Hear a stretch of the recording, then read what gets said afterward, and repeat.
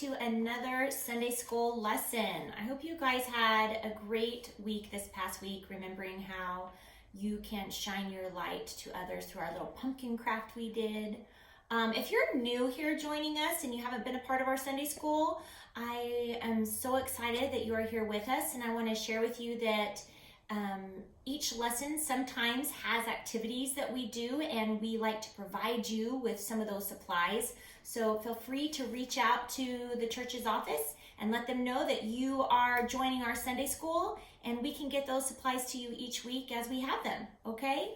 So we had been talking about Moses before our wonderful pumpkin prayer, and we needed to remember that keeping hope in God even when times are hard. So I hope you guys have been trying to keep that hope in God even when times are hard. And today we are going to be learning about when God gives us a job, He'll always give us the help we need. And so that's going to be our theme for the day. And so to begin our lesson, you guys had some bags dropped off to your house. And if you didn't get a bag dropped off to your house, we apologize again. Just contact the front office of the church so that we can make sure you get the little supplies that you need. And in those bags, in the bag, there's all kinds of cool, exciting things that we're going to be using today. But I would need you to first get out the balloon. So pull out your balloon. I believe it was in a Ziploc bag with some gold coins. If you can pull out that balloon and blow it up, that's what we're going to need to start with first. So we're going to do a fun activity. And so what it's going to require you to do is to stand up, take that balloon that you've blown up and tied at the end, and here we go. It's a challenge, and I hope you guys are up for a challenge. I can think of a few kids that are popping in my head right now. They're like, oh yeah, I'm ready. I can do a challenge. Okay, so the challenge starts like this. You're going to walk from one end of the room to the other end of the room that you're in. Okay, so you find one wall, you're there, and then you're going to walk all the way to the other wall. But the challenging part is this. You have to take the balloon and you have to balance it on your head. And you can't touch it. You can't hold it. You can't use your fingers. You can't use your hands. You can't use your elbow. Okay? Nothing. You have to place it on your head. You need to balance it. I don't even know if I could do it sitting down. And walk from one end of the room to the other. Does that make sense? All right. Challenge is on. I'm going to give you a few minutes to try it. Feel free to pause if you need to right now and then come back on, okay? All right, how many of you were able to do that challenge? Walk across the room, balancing the balloon on your head without touching it at all. Were you able to do that challenge? It sounds kind of hard. I mean, I was having a hard time just showing you what you needed to do sitting here. So let's try the challenge again. But this time, I want you to put the balloon on your head, and I want you to find a partner. So whether it's a grown-up in your house right now, or it's a sibling, a brother or a sister, I want you to have a partner with you. And this is how it's going to work. You are going to put the balloon on your head, but this time, your partner gets to help by touching a little bit the balloon and trying to help keep it on your head as you walk across the room. Okay, are you ready? Did you figure out if you're in a house with siblings and everyone right now is saying, I want to go first, no, I want to go first? Well, what Miss Lindsay likes to say is the best way I feel to solve a problem is rock, paper, scissors. So turn back to back, do rock, paper, scissors, shoot, see who gets it, and that person gets to go first, all right? So once you figured out who it is, now put the balloon on your head. Start to walk across with the help of your partner. All right, go. All right, so how did that turn out? A little bit easier? I'm sure it could have still been some challenges along the way. I mean, these balloons are pretty light, and just having a finger to kind of help push it and keep it on your head is probably difficult. but I'm sure you guys worked together and figured it out. But would you say it was easier with a partner? Yes? Yeah, I would think it was probably easier with a partner than doing it alone. So, let's name some challenges that we might have. Some real challenges that we discover in our daily walk of life, okay? And I want to mention, would the challenge be easier with help, or nope, you think it would still be hard? So here's some daily challenges that we have. Let's see, maybe introducing yourself to someone new in your neighborhood and making that person feel welcome. Would that challenge be easy by yourself, or would it be even better having someone with you? Let's see, doing a timed math test. I know some friends who struggle with math. Having someone not give you the answers, but perhaps be there encouraging to you. Maybe reading the question for you, because you hearing someone read it helps make it easier to understand. Sometimes maybe doing a test with someone there by your side encouraging you would be easier, or nope, still challenging. Let's think of something else. Training a dog. Man, can you train the dog on your own? Or would it might be easier to have someone there who's helping you train your dog?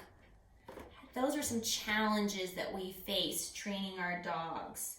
Okay, so all of us endure difficult challenges, and I want to talk about today that when God gives you a job that's really, really hard for you, how do you think you could do that job alone? Do you think it's something that you could do alone, or do you think it might be something that you might want to reach out and have some people surrounding you to help you out and do it? That's kind of what we're going to be talking about today with Moses. God gave Moses a job to do, and Moses was scared to do it. It was difficult. It was a difficult job, and Moses was afraid. And sometimes, God gives you guys challenges, and he gives me challenges, I know, and I start to get fearful about doing that challenge alone. So here we go. I want to talk about the story, our Bible story today, from Exodus 2, verses 16, all the way to chapter 4, verse 29, okay? When Moses arrived in Midian, am I saying it right, Pastor Eric? Midian, he sat down beside a well. Now, the priest of Midian had 7 daughters who came to draw water and fill the water troughs for their father's flocks. But some other shepherds came and chased them away. So Moses jumped up and rescued the girls from the shepherds. Now, then Moses watered their flocks. And hearing of Moses' kindness, the girl's father, Jethro, correct, Miss? Thanks, Pastor Eric, invited Moses to dinner.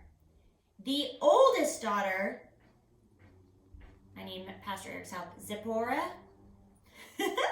Zipporah became Moses' wife. Years passed, and the Israelite slaves continued to cry out to God for help.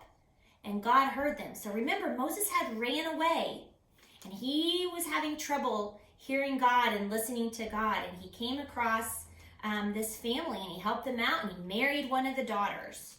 So years passed, the Israelite slaves continued to cry out to God for help, and God heard them. Moses worked for his father-in-law tending sheep, and Moses took the sheep far into the wilderness to Sinai. Thank you, Pastor Eric. The mountain of God.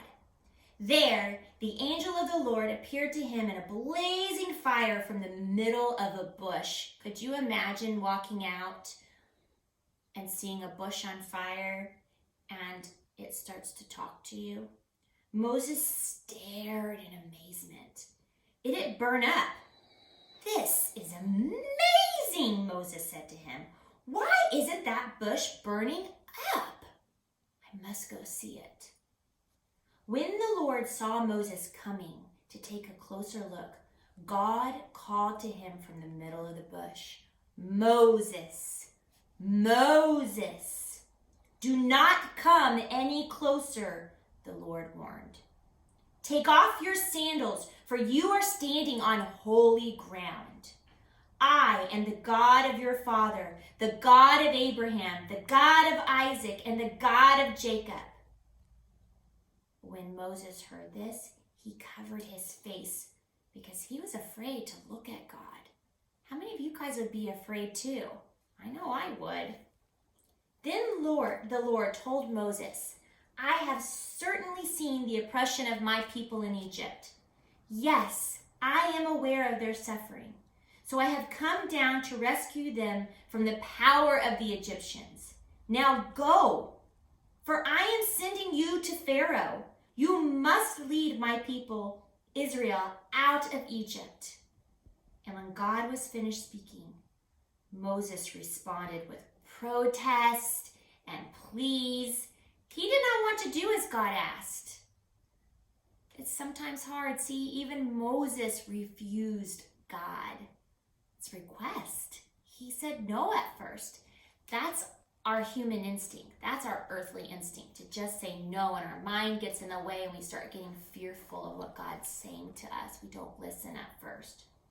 Then the Lord asked Moses, "Who makes a person's mouth? Who decides whether people speak or do not speak, hear or do not hear, see or do not see? Is it not I, the Lord? Now go. I will be with you as you speak, and I will instruct you in what to say." But Moses, even after that, he again pleaded, "Lord, please send anyone else." Then the Lord became angry with Moses. Have you ever been in a situation with your parents that they're telling you to do something and you're pleading with them, "Just one more minute," or "No, can I just do this instead?"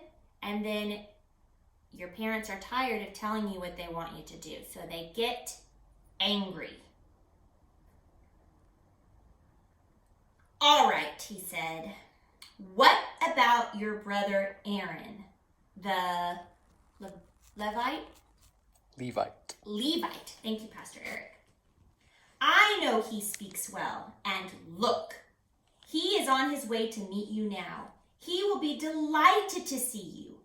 Talk to him and put the words in his mouth. I will be with both of you as you speak, and I will instruct you both in what to do." So did the Lord listen to his plea? Yeah, he kind of did. When you speak to the Father listens and the Father helps.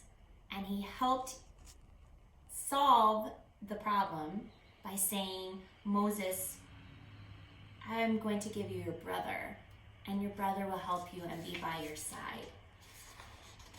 So, my friends, let's think about this.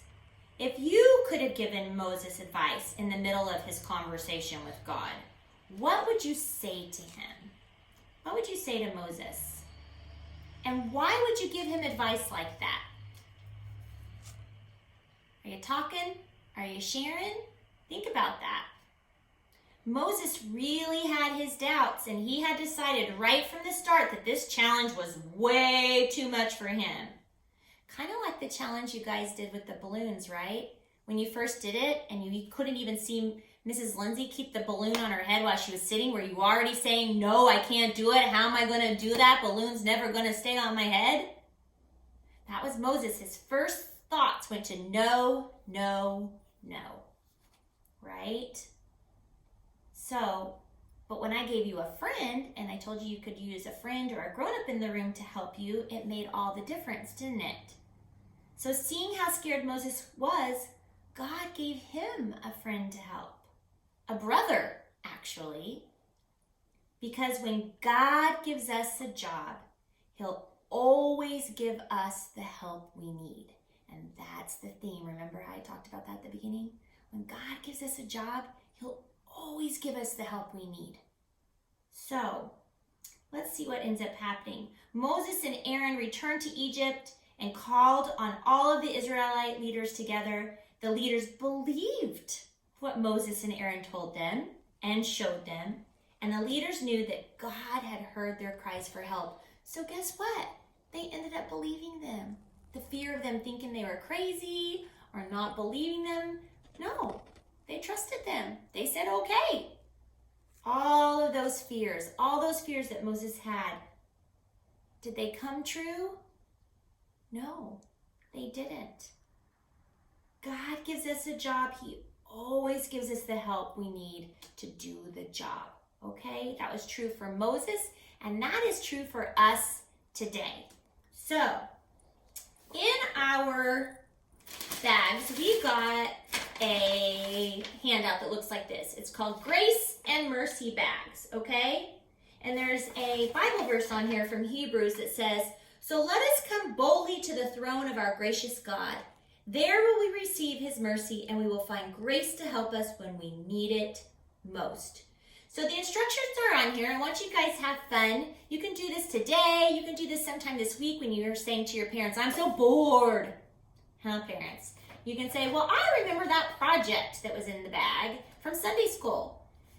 And why don't you follow the instructions, put this bag together, and this bag is going to help us when God gives us a job. He always helps us, gives us what we need. That's what this bag is going to help us remember, okay? So, I want you guys this week to think about a job that you could do to help please the Lord. Maybe it's sharing this message. Maybe it's going and telling someone who you see is struggling in a moment that they don't have to struggle alone. You're going to be there with them. Maybe it's someone who's feeling lonely and scared and they just need to know that they have a friend, right?